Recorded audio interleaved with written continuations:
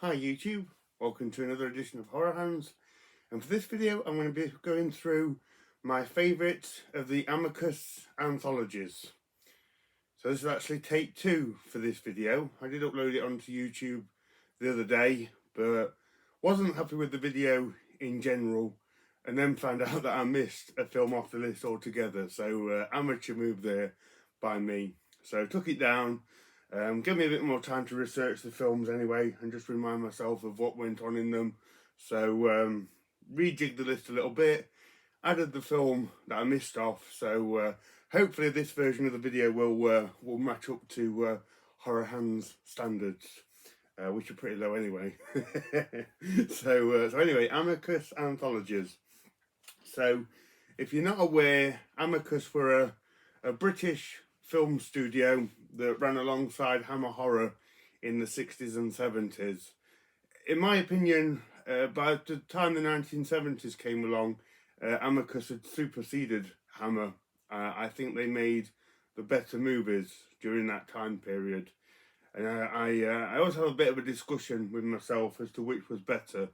Was it 50s and 60s Hammer, or was it 1970s Amicus? Let me know in the comments below which one you prefer, although that's a discussion for another video. But I'm going to be going through the anthologies that Amicus did. I'm going to start with the ones that I sort of cared the least for and work my way up to my favourite, although they're all pretty good.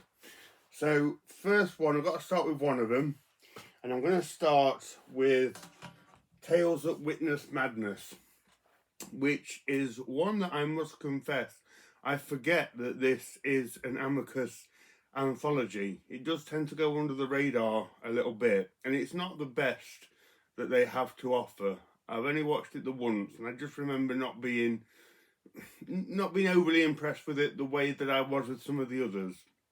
It takes place in sort of like an asylum, so similar setting to Asylum, another one of Amicus's films which will be on the list. But whereas that one was in a lot more of kind of a gothic medical setting, this one feels a bit more modern and clinical, which I didn't think worked the same. And yeah, this one just wasn't as memorable or as I felt as macabre as what the others were. Best segment in it for me is definitely the one with Joan Collins, where she has a tree in the parlour of her house, which seems to have a life of its own. So pretty cool, sort of like creature feature thing there, and not enough tree related horror. So I definitely enjoyed that segment, and I enjoyed seeing Donald Pleasance, I think he's head of the asylum, in this one. So not a bad movie, just not as memorable as some of the others. And if you were to say what is Amicus's best work, this wouldn't be it. So I'm going to start the video with this one. That's Tales That Witness Madness. Okay, next up we have The Monster Club. So The Monster Club, on paper, it looks like a dream movie. Monster movie, creature feature from the 80s, Amicus production. It's led out by Vincent Price and John Carradine. You've got a lot of other good people in this as well. Has a cool soundtrack. Ultimately though, I just don't think it works as an Amicus anthology. I don't think they transcended into the 80s very well, frankly.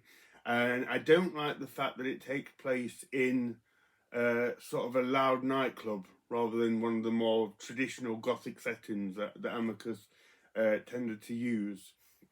There is some great things in it. Like I say, the cast is fantastic. You've got Vincent Price and John Carradine, so worth watching just for those two. Patrick McGee's in it, Stuart Whitman, so lots of great people to enjoy in this one. I just thought more of the essence of this didn't really work like the early 70s Amicus movies. Like I would rather have seen Vincent Price and John Carradine conversing in a dark castle rather than a bouncing nightclub. Was a strange choice of location. So again, great film, but if you were to say, you know, what's a great Amicus movie, this wouldn't be the one that I point you to, but worth watching anyway. Okay, next up is Torture Garden.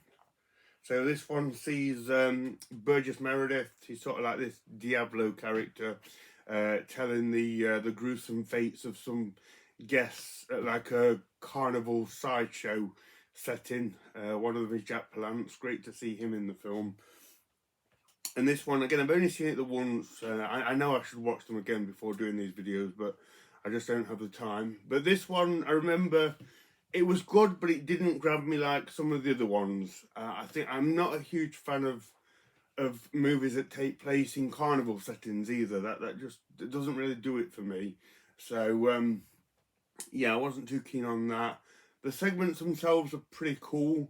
It was just a wraparound that I didn't quite like the sort of the Diablo Faustian aspect either. That didn't really go with the more traditional Amicus movies. But again, same with the other ones. Good movie, great cast in it.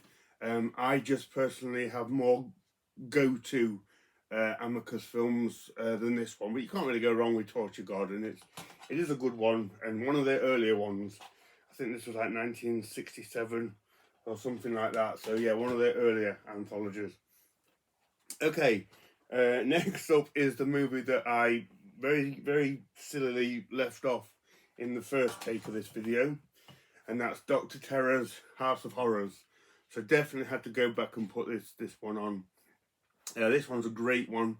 So this one is set on a train with Peter Cushing as Dr. Shrek, who tells the other gentlemen that are in the train cabin with him, he's like a tarot reader and predicts their gruesome fortunes.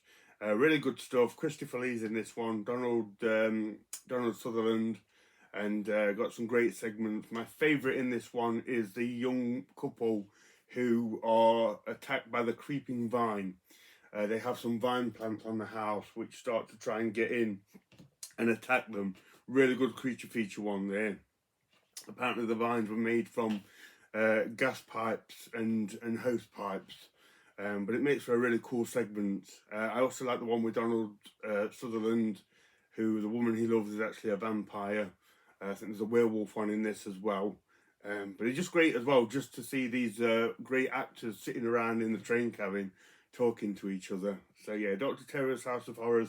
At this stage now, you're getting into what are the Amicus anthologies that I really love, and you can't go wrong with any of them. So that's that one. Right, next up, this is my double feature of Tales from the Crypt and Vault of Horror. Next up is Vault of Horror, another great one.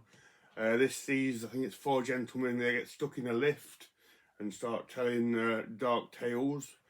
So what's in this one, Vault of Horror? This is the one, okay, great one in this one is a guy, him and his sister, they come into a really large inheritance and he meets up with her and he's all nice and pleasant, but he plans on killing her and taking all the money for himself. Little does he know that she's a vampire, which is cool. There's the one with Terry Thomas, who takes a young wife and moves her in with him, but he ends up being a complete clean freak, and his crazy OCD ways drive her insane, literally. And this is the one, it's also got the magician as well. He's looking for a new magic trick, and he finds one involving a rope that does its own thing, and he ends up lying to the magician and stealing it, and it has dire consequences for him. So some really good segments in this one. I've knocked this one down a little bit because when I first got Vault of Horror as a kid, I got it on video from Vitco, and as I'm sure most of you know, Vitco was synonymous with releasing very gruesome and trashy horror films. A lot of them were video nasties. So you know, I got Vault of Horror and couldn't wait to see it. But I didn't really realise what it was, and I'd not prepared myself for what is quite a held back, classy British film, and I was disappointed with it at the time. It wasn't quite lurid enough for me, but of course over the years I've got to know what Amicus is and the movies that they made, and now I really love it for that traditional Britishness and the classy feel to it. But yeah, at the time I was disappointed with Vault of Horror, although not anymore. So I kept it back a little bit for those reasons. So that's that one. I'll put that back later. Okay, next up on the list is From Beyond the Grave, another really great one. This DVD is actually signed by David Warner. I met him at a convention a few years ago, and he was a lovely gentleman. But From Beyond the Grave particularly has a really good wraparound story. It's Peter Cushing, who owns this antique shop and called Temptations Inc. And people come in and look at the antiques and buy them, but a number of the guests sort of shortchange Peter Cushing or lie to him or make a dodgy sale, and the item that they buy has dark supernatural consequences for them, which make up the segments of the film. The one I remember most is the one with David Warner, where he buys a really expensive antique mirror. But I think he tells Peter Cushing it's like a fake or something, so gets it for next to nothing. So shortchanges him basically, gets the mirror home, but it's like haunted by like a pirate, I think, or something like that. He keeps coming for David Warner, and he meets a gruesome end. Mostly because of his underhanded tactics. So there's very much a moralistic aspect to From Beyond the Grave, and it's a very knowing performance from Peter Cushing because he tends to look at the camera a lot and talk to us as customers. I really like that aspect of the film. So yeah, great movie, From Beyond the Grave. Really enjoyable one. Okay, next up, number 3. So top 3 now, and these are all wonderful films. Go back to the double feature for Tales from the Crypt, which has some absolutely fantastic ones.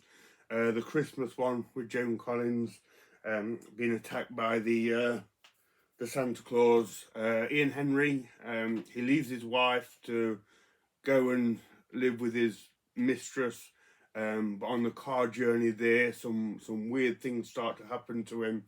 And then most notably, I think for this one is the Valentine's Day one with Peter Cushing, which is arguably Peter Cushing's best performance in any film. He did some good performances, and I am partial to his villainous roles, but his performance in Tales from the Crypt is incredible. It's very moving and tragic, but he plays a widowed recluse who is bullied and harassed by the supposedly upper class people in his community, with some tragic consequences. But it's an amazing segment, hard to watch. Peter Cushing had just lost his wife when he made Tales from the Crypt. In fact, a picture of his wife can be seen in the house of his character in this. But on a more positive side, if you want to see one of the greatest zombie scenes ever, check out Tales from the Crypt. I won't say how that comes about, but there is a amazing zombie in Tales from the Crypt. It's not gory or anything like that, but there's just a wonderful panning shot of a graveyard and then a zombie coming out of the grave, and it's one of the greatest moments in horror ever. So yeah, absolutely wonderful segment. I've got to mention Ralph Richardson as well, Sir Ralph Richardson, as the Crypt Keeper. Not as visually creative as the later TV series of Tales from the Crypt, but he does a great job as the sinister Crypt Keeper. He's all sort of hooded and got a pale face. So yeah, you absolutely cannot go wrong with Tales from the Crypt. It's a top recommendation in terms of Amicus and horror in general. So that's that one. And then at number 2, we have the wonderful The House That Dripped Blood. So, although this is number 2, this one might actually have the best segments. I don't know, it's hard to say, but there's some really good ones in this one. I love the one with Denholm Elliott, and he's a novelist, and he's writing a novel in the house about an escaped lunatic murderer, and he ends up getting stalked by the crazy guy that he's writing about. Really creative stuff. You got Christopher Lee, whose young daughter is into witchcraft or voodoo, something like that, which doesn't bode well for Christopher Lee. You've got my favourite probably out of any segment with John Pertwee, who in the film is playing a horror star, making a horror movie, but he hates the business. He's dead cynical and negative, and he's always complaining. and he finds that the horror film that he's making is a bit too real, shall we say. It's really good segment and really funny. There's actually a bit of a joke about Christopher Lee in that segment, although Christopher Lee is in the film, so I'm sure he didn't mind that. Yeah, The House That Dripped Blood is a really good one. My second favourite of the Amicus anthologies. So at number 1 we have Asylum, which is one that I've loved since I was a kid. I caught this one a few times on late night TV and was always just marvelled at it. I just thought it was absolutely fantastic. From the moment the film starts and the camera pans over to the quite intimidating gothic building of the asylum, and Robert Powell pulls up at the door and the dramatic music plays and the asylum title card comes on. I just remember thinking, wow, you know, what horrors lie in this asylum. And Robert Powell is a young psychiatrist that has to meet all the inmates, and he hears their story and finds out why they're in the asylum.